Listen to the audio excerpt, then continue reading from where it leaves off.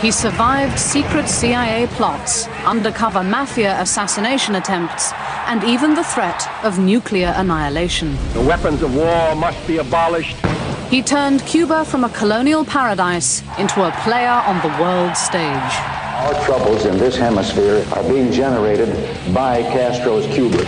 This is the story of Fidel Castro, a communist icon who's ruled Cuba for half a century. A dictator only 90 miles from US shores, who's outlasted 9 American presidents. This is Castro, Declassified.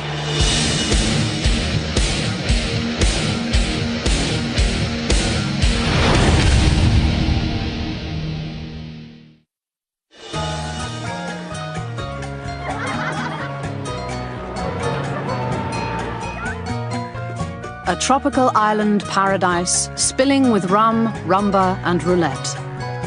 This was the Cuba most Americans knew in the 1950s. Glorious beaches, glittering casinos, gambling, music, dancing.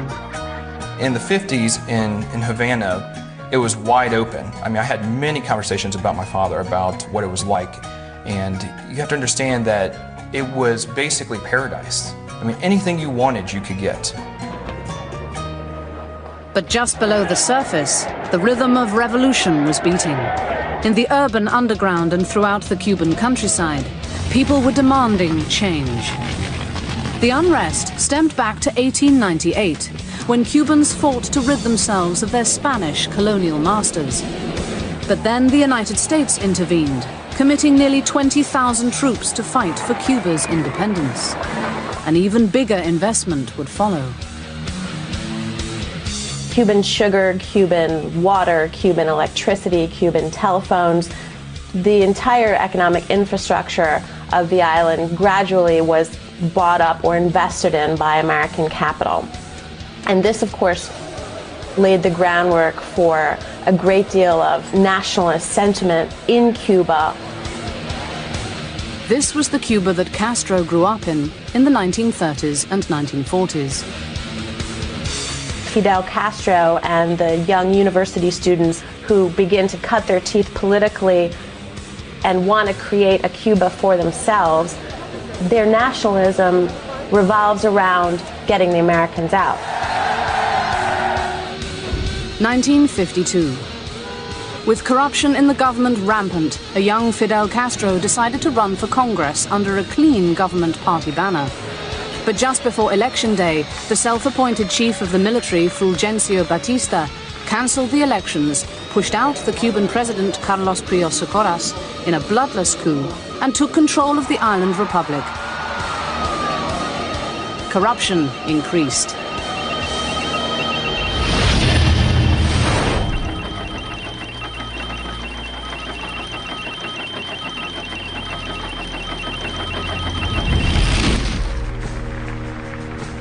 Batista also felt free to dip into the national treasury, to ignore the national budget, to allocate the nation's resources at his own personal discretion.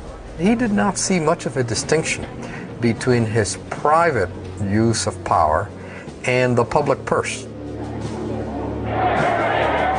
The coup really became the straw that broke the camel's back, the sign that electoral politics were not an option and that trying to engage peacefully would just lead one either to a jail cell or to exile.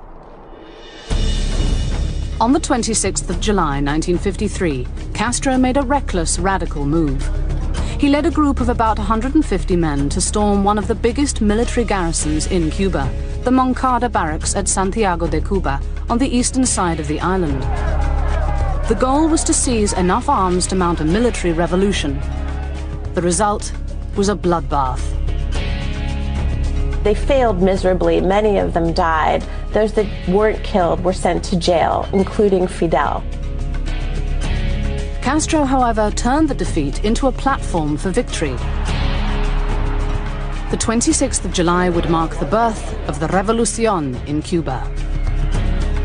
Castro has a way of converting almost all defeats or potential defeats into mobilizing activities. That is, activities that he uses then to turn the situation. In 1953, Castro should have been dead. July 26th became a campaign slogan, the new name of the new movement to overturn the government. Castro's trial was televised, a bad mistake, giving him the perfect national stage for his stirring oratory. The man who should have been picked off by Batista and his mighty army, the man who had just a handful of ragged revolutionaries, rallied the country.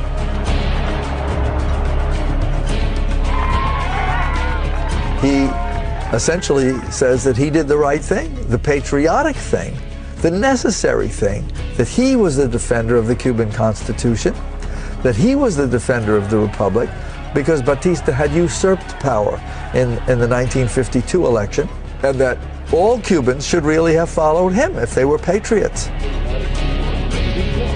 From prison, Castro produced a manuscript of his words, "History will absolve me."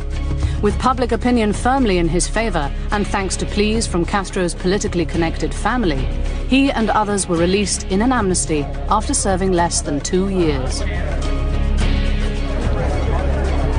But informed of Batista's plans to have him killed after his release, Castro fled to Mexico to plot his next move.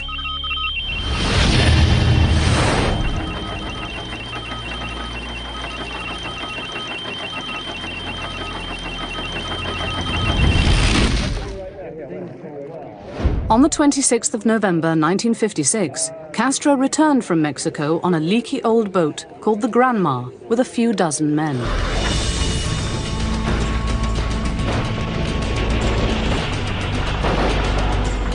On the 2nd of December, they were ambushed by the Cuban army. Most of them were killed outright. Castro survived, and with a handful of others, escaped to the Sierra Maestra Mountains. There they hid out for nearly 2 years, building a revolutionary army and developing their political philosophy and strategy. In mid-1958, Batista makes the decision to launch a general offensive, over 10,000 troops, tanks, motorized equipment, against Castro's forces in eastern Cuba.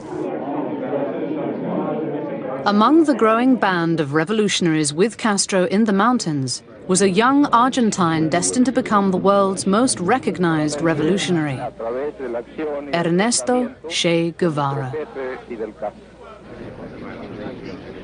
Castro's forces stood at less than 1,000. Despite the odds, Batista made no inroads.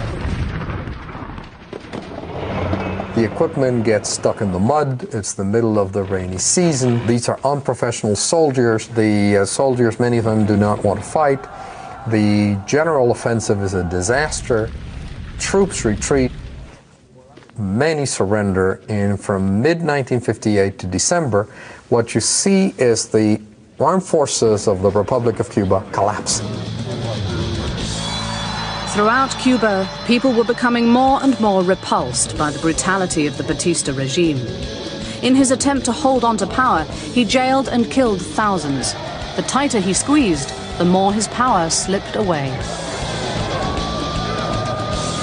There were lots of acts of violence and sabotage going on. The electrical system was spotty, and streets would be blocked, and there would be shootings, and it was generally not a time to be out and about. New Year's Eve, 1958. In Havana, the roulette wheels were turning and the rum was flowing. Wealthy revelers had no idea what was about to happen. Revolution was knocking at the door. The life they knew was about to come crashing down.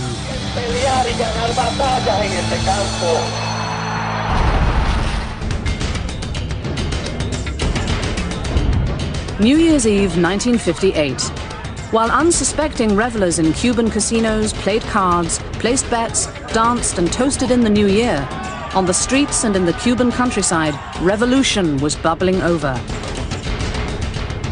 After fighting a guerrilla war for the better part of a decade, Fidel Castro's opportunity had arrived. Like everyone else, President Fulgencio Batista celebrated at midnight, but for him, time had run out. he gathers together on New Year's Eve after an appropriately festive party his buddies, political, military, and other social leaders, fills about 6 airplanes and leaves the country. The nation celebrated. People danced in the streets, filled with hope for a new beginning, a new Cuba.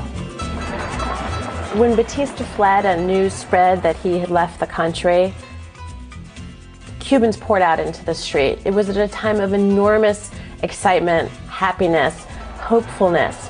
Cubans looked to his departure and to their success at getting him out as a collective victory.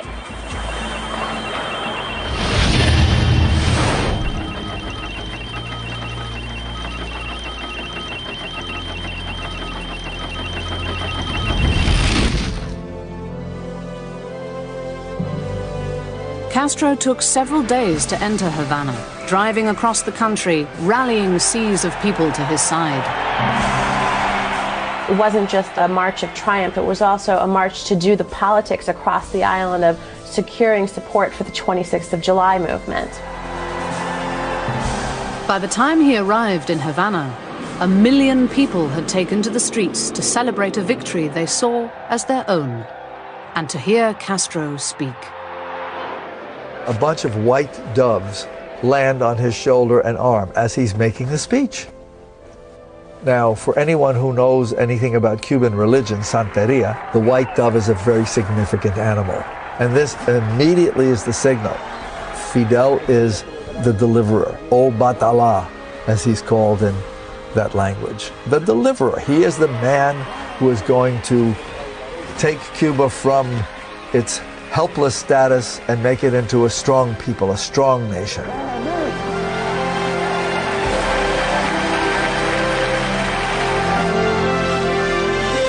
But for the US government, Castro was far from a savior.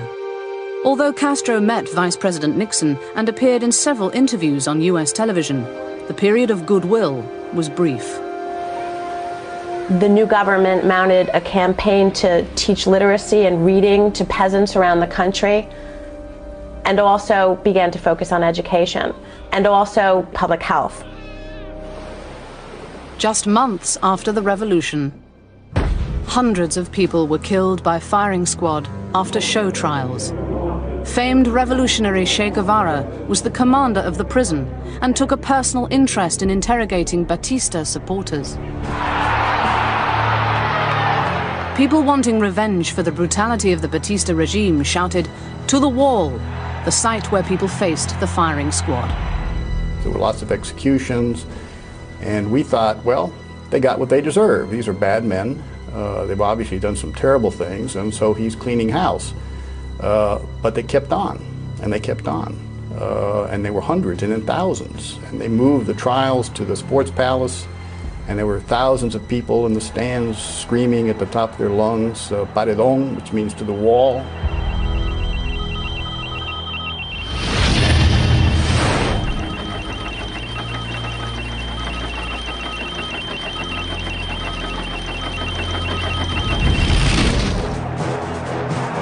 Castro's next move was to redistribute land and press on with agrarian reform.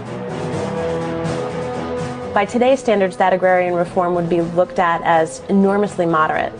But by the standards of 1959 and the Cold War, the agrarian reform was seen by the United States and by American landowners in Cuba as an enormous threat.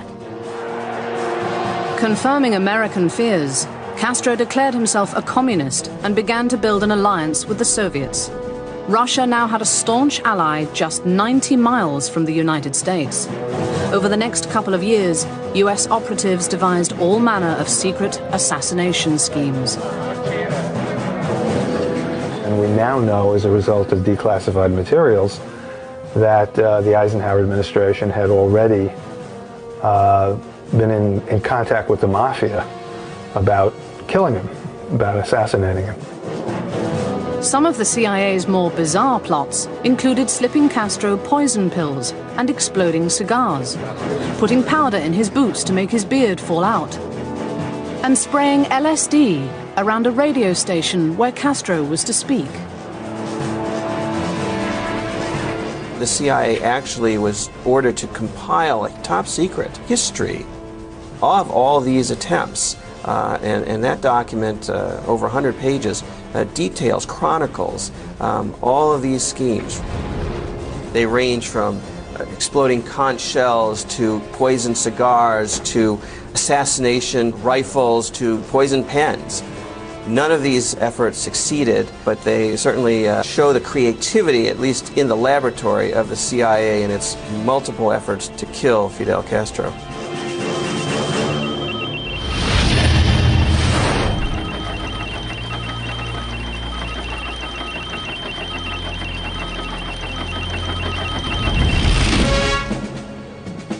When John F. Kennedy became president, he inherited from Eisenhower a more ambitious, secret plan to overthrow Castro, the Bay of Pigs operation, a plan to train Cuban exiles to storm the island and take over the government. Recently declassified documents reveal the CIA hired the mafia to murder Castro just before the Bay of Pigs operation was launched. The CIA paramilitary director, Richard Bissell, who was the architect of the Bay of Pigs, had agreed to use the U.S. mafia to smuggle poison pills created by the CIA onto the island and somehow get them into Castro's food. But that CIA plot failed as well.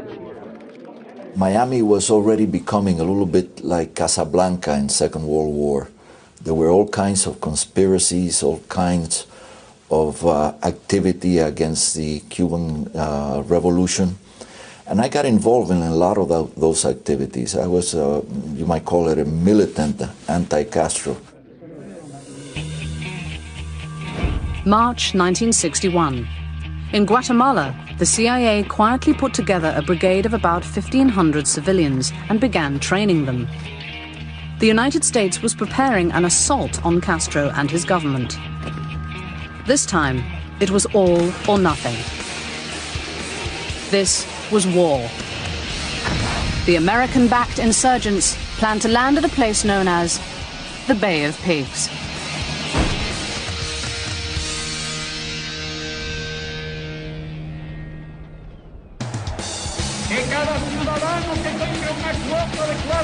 In 1961, El Comandante Fidel Castro seized power in Cuba. In his first months, he announced his reforms for education and healthcare, while at the same time reducing civil liberties. Back in the US, the CIA was targeting Castro with several bizarre assassination plots and the Bay of Pigs operation. We didn't know we were going to land on the Bay of Pigs until probably 2 days before. We always thought that we were going to be dropped or land near the mountains. Castro's intelligence knew well in advance about America's plans and used the attack as an opportunity to round up his enemies. The Cuban government had the opportunity to arrest all the underground and all the opposition, whether they were in fact opposition or not. They just picked up everyone they thought could possibly turn against them.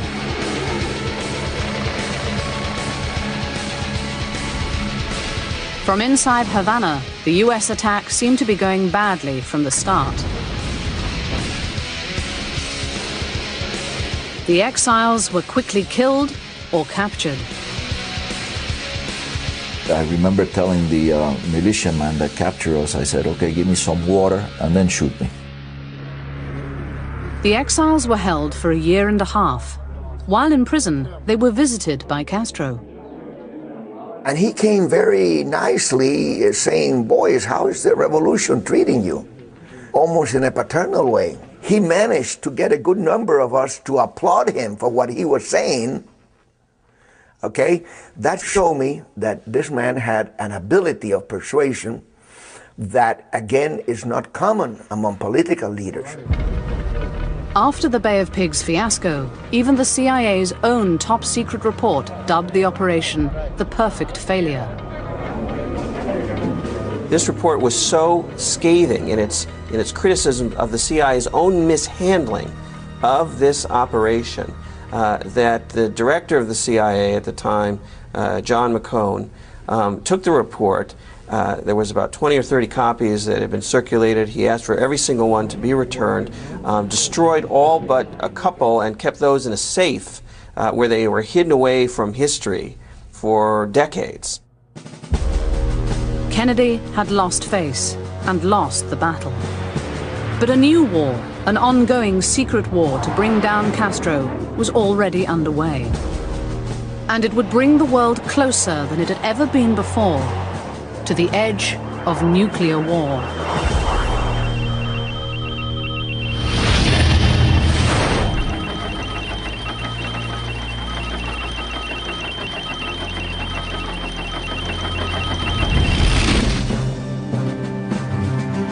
It was not until after the Bay of Pigs and the abysmal failure and humiliation that the administration suffered, and that he suffered personally as a new president, that I think you begin to have a major change, and then it does become an obsession, especially on Robert Kennedy's part. In the aftermath of the Bay of Pigs operation, the president and his brother, Robert Kennedy, the U.S. Attorney General, were more determined than ever to get Castro. The cost of freedom is always high, but Americans have always paid it. He now decided he would really pursue Cuba in a much more ferocious and determined way, and Castro understood that about Kennedy, that the United States doesn't take defeat lightly. The president encouraged his brother to lead what one CIA operative described as an ongoing secret war, Operation Mongoose. Clandestine operations that included bombing sugar mills, burning farms, and blowing up factories. In the late 1980s, we were able to get almost the entire record of Operation Mongoose declassified. And it has become an infamous, legendary set of covert actions. A multifaceted, concerted effort to overthrow the Cuban government, where we would weekly send raiding parties into Cuba to supply guerrillas inside Cuba with arms, to blow up factories, to burn fields, to engage in small terror acts, to assassinate Fidel Castro. And so Mongoose came to be the kind of example of what it means to fight low-intensity warfare in the Third World.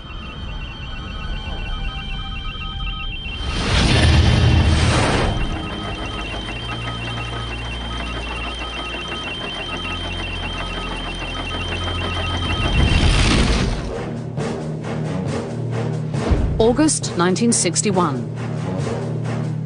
Recently declassified material reveals top Kennedy aide Richard Goodwin flew to South America for a secret meeting with Che Guevara, the representative Fidel had sent to broker a deal.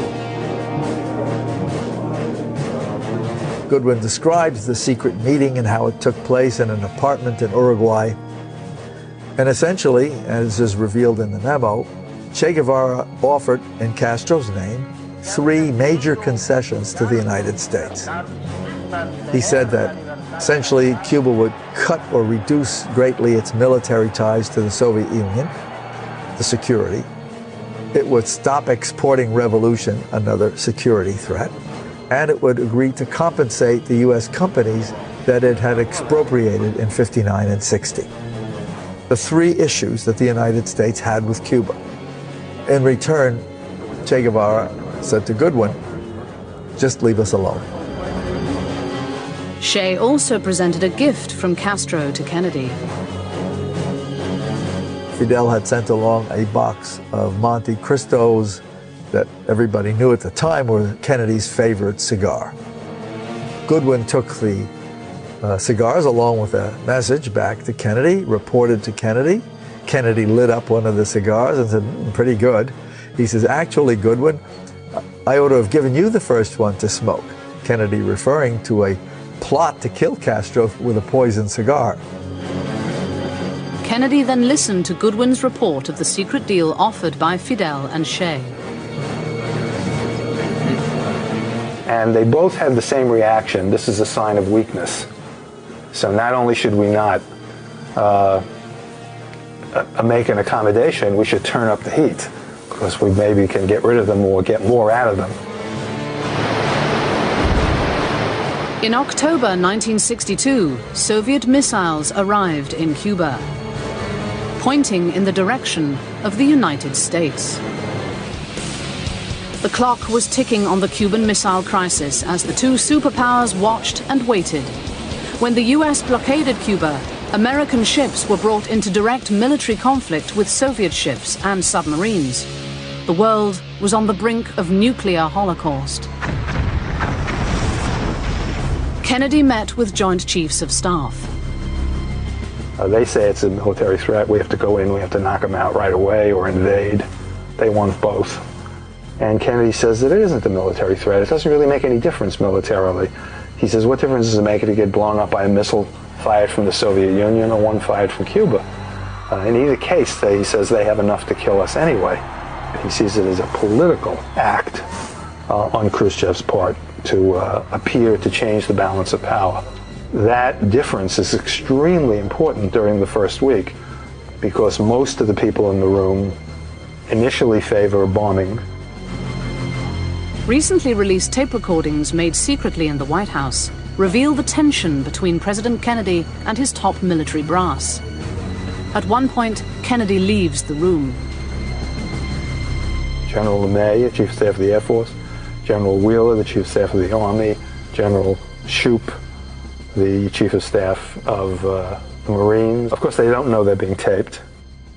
Do the son of a bitch and do it right and quit frigging around. And basically, they say the president's a coward. Whatever Kennedy thought privately, publicly, he was ready to go head-to-head with the Soviets and Castro. With Soviet missiles just 90 miles from US shores, there was too much at stake. The weapons of war must be abolished before they abolish us. With the future of the world hanging in the balance, recently declassified documents from Cuba reveal the assumptions and misinformation that made Castro believe the US knew more than in fact it did. Castro knew there were nuclear weapons on the island, and he thought the United States knew this too. He couldn't imagine that the United States, with the best intelligence service in the world, did not know that there were nuclear weapons already on the island of Cuba. Castro was convinced the US was about to launch a nuclear attack on Cuba. And he says to Khrushchev, don't get caught with your rifles down. If you see the United States invading Cuba, then you must first launch the nuclear attack against the United States. Mistakenly, Castro believed this because he thought the United States knew more than it actually knew. And so there is this sense that he was willing to go to the brink. As for ordinary Cubans, they imagined that they were going to be destroyed. They would fight to the last person, and a lot of Cubans would die. This is going to be an invasion by the United States. Everyone's going to die. The Cubans weren't alone. In the USSR, the US, and even in Europe, ordinary people talked about and prepared for nuclear war. Many believe the world never came closer to Armageddon than that week at the end of October 1962.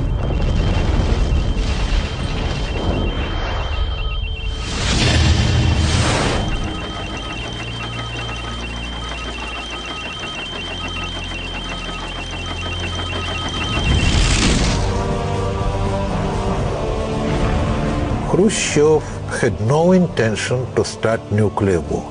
He was at Second World War. He repeated many times that when you're watching movie, documentary, reading stories about war, it is nothing there with realities, because it's much more dirty, much more cruel, much more bloody.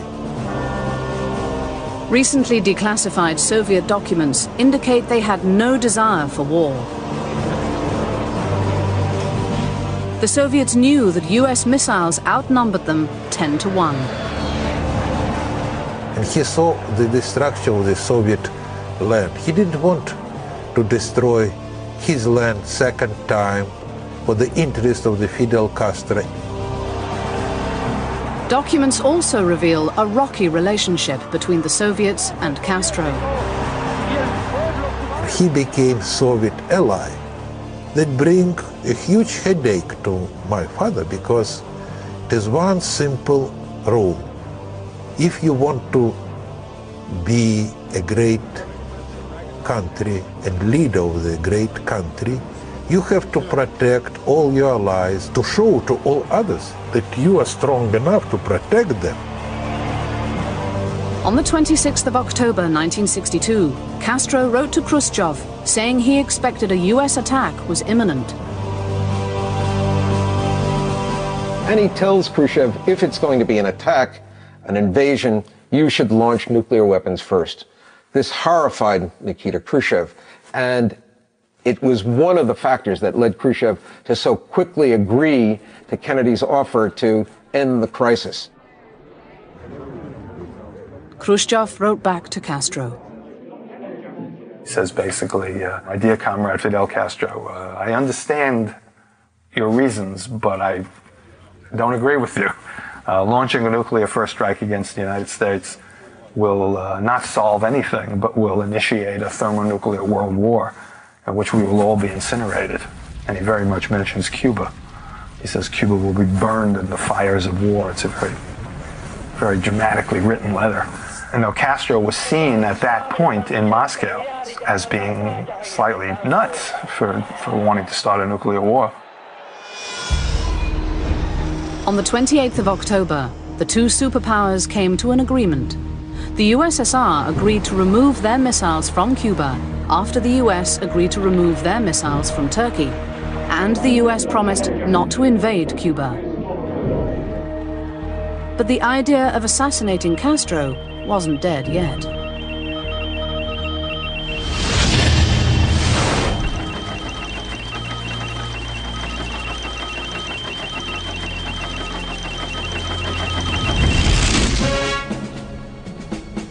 An assassin's bullet was coming, but it would be for John Kennedy, not Fidel Castro. And in the days leading up to the president's death, the Kennedy administration adopted a dual strategy: make peace with Castro or assassinate him. On the day that Kennedy was assassinated in Dallas, his emissary, Jean Daniel, a French reporter, was sitting with Castro in Varadero in Cuba with an agenda that Kennedy had given him to go over with Castro for a rapprochement. As they had begun to discuss the agenda itself, one of Castro's aides interrupted him with the news that Kennedy had just been shot in Dallas. And of course that ended the session right there. At that moment, a top CIA officer was meeting with a spy high up in the Cuban military, codenamed Amlash. And giving him a poison pen, which had been crafted in the Technical Services Division of the CIA, and saying that he was going to also provide a very potent liquid, a poison, to go in the pen. And it described to this asset what he needed to do. He needed to get close enough to actually touch Fidel Castro with this pen, which had a very sharp, hidden syringe needle in the tip. The agent said, well, this is terrible. I was expecting a major weapon. I mean, I'm a serious assassin. How dare you? This guy wanted to take a pistol or a machine gun into the presidential palace and kill Fidel Castro in a dramatic way. And here they were handing him a poison pen. He pushed it away. Kennedy was dead and Castro was alive, despite the ongoing secret efforts to kill him. Despite the threat of nuclear holocaust, the seemingly indestructible leader of the tiny island nation survived. Castro was now a player on the world stage, and he would use his new stature to fire up his revolution. Castro was about to begin a new series of battles. And although assassination was still part of the game plan, someone else would fall to the assassin's bullet. Someone very close to Castro. By 1963, The ongoing clandestine effort to oust Castro was failing. Instead, the superpowers had set their nuclear sights on each other across the few miles of water that separated the US and Cuba.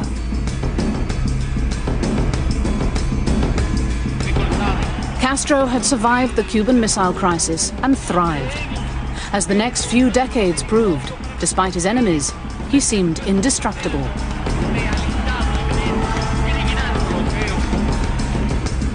After the Cuban Missile Crisis, Castro made himself a player in international politics.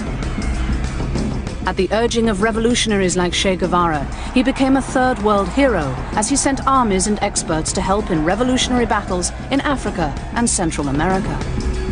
And it was Castro who brought the Soviets into these revolutionary battles. Angola was the Cuban initiative, and it was Castro who lured the Soviets in. The Soviets were reluctant to help the Nicaraguan government. It was Castro who got the Soviets to provide armaments for the Sandinistas.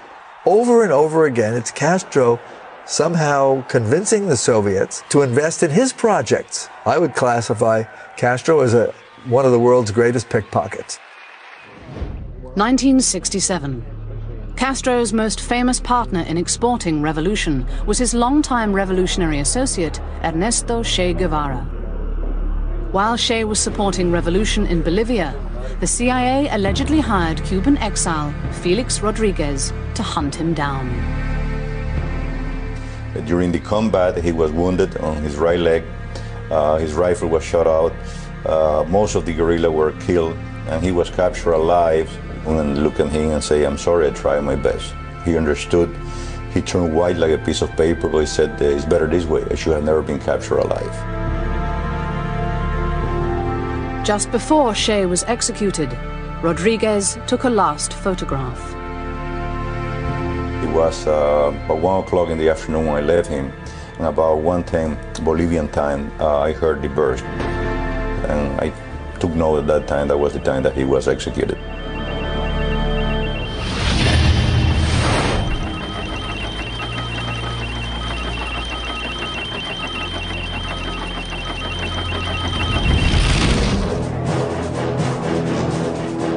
Castro got rid of his enemies by jailing them, killing them, or throwing them off the island. In 1980, a group of Cubans tried to escape the country through the Peruvian embassy. Soon, thousands of people were hammering at the door there to get out of Cuba.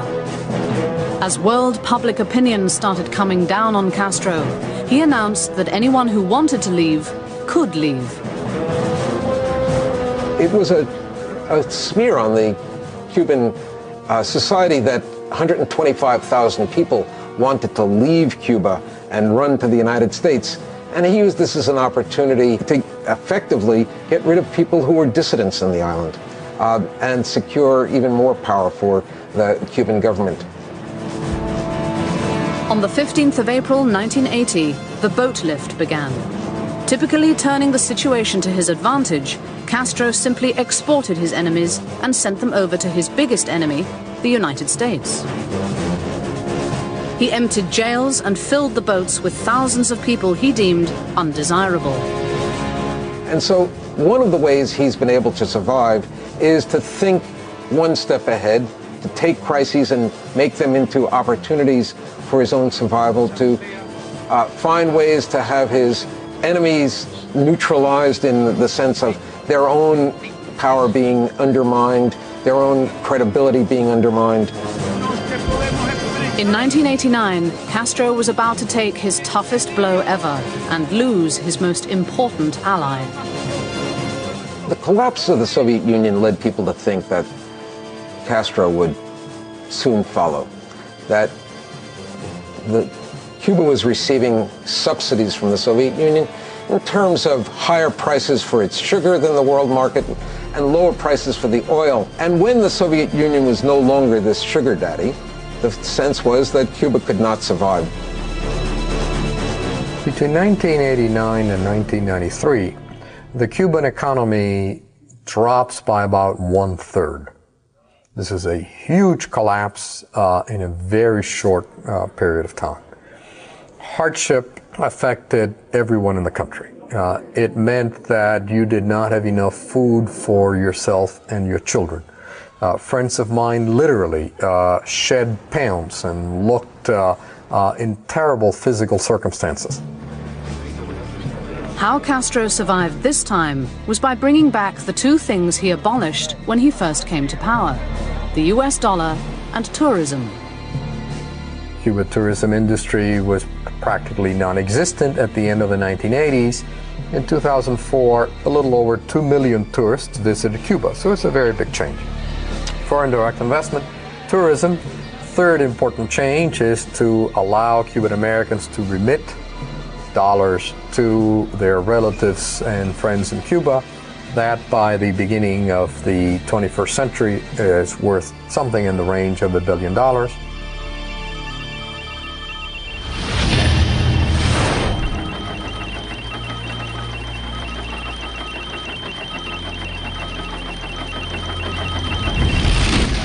Many scholars and Cubans argue the best way to get rid of Castro is to end the embargo, the official US policy forbidding Americans to do business with Cuba, which has been in place since 1962. They say he uses the embargo to prop himself up, and that if it were lifted, Castro would crumble under the weight of his own failed policies and mountain of excuses. Fidel Castro wants the embargo. The U.S. embargo gives Fidel Castro control. If it was unfettered trade and ideas and everything else that comes with full relations, they said he would be out of here. Now in his late 70s, it seems time is Castro's greatest enemy. Despite all the efforts to eliminate him, he still stands as the last of the Cold War warriors. He's outlived them all: Kennedy, Nixon, de Gaulle, Mao, Khrushchev, Brezhnev, even the Cold War itself, becoming one of the longest ruling leaders of modern times. Fidel Castro's legacy has a combination of elements. It completed the country's social modernization. It taught every Cuban to read and write. It raised the median schooling level in the workforce dramatically. It transformed the Cuban health system. It also represented, unfortunately, a period of extraordinary, harsh repression. Thousands of dissidents have been imprisoned or executed in Castro's Cuba. Thousands more have fled or been exiled. The legacy, therefore, is mixed. It had, no doubt, certain areas of accomplishment, but on balance, it is a history that was needlessly harsh, that was abusive, and that committed damnable acts.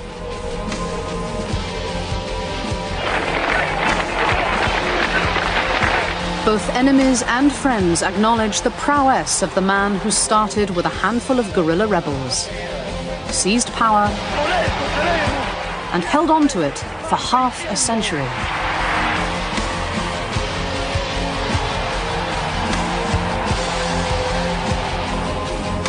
He has outlasted both his Cold War enemies and his Cold War allies. Against the odds, Fidel Castro is a survivor.